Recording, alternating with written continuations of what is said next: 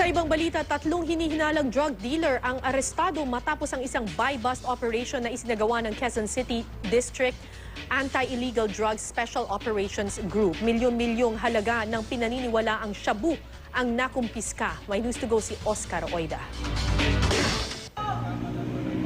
Kulang-kulang 100 milyong pisong halaga ng pinaniniwalaang shabu ang nakumpiska ng operatiba ng QC District Anti-Illegal Drug Special Operations Group matapos ang isang matagumpay na buy-bust operation sa panulukan ng West Avenue at Examiner Street sa Quezon City.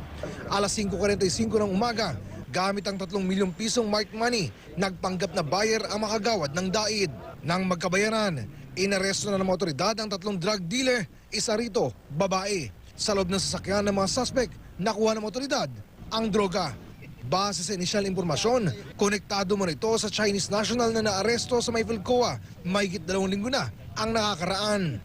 Matatanda ang nasampal pa ito ni Mayor Herbert Bautista. After the arrest po natin doon sa Mayfilcoa po, doon sa Chinese national, may instruction po ng director natin na wag po nang tumigil. Idig-deeper at yung mga iba pang cohorts na kailangan makuha. So, nakakuha po tayo ng informante na pwede po maka-order po sa kanila.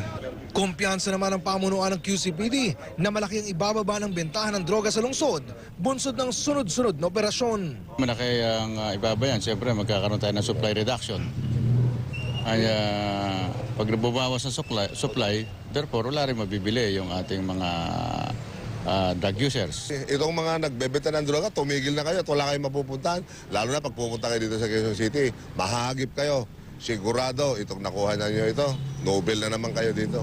Oscar Oida, GMA News.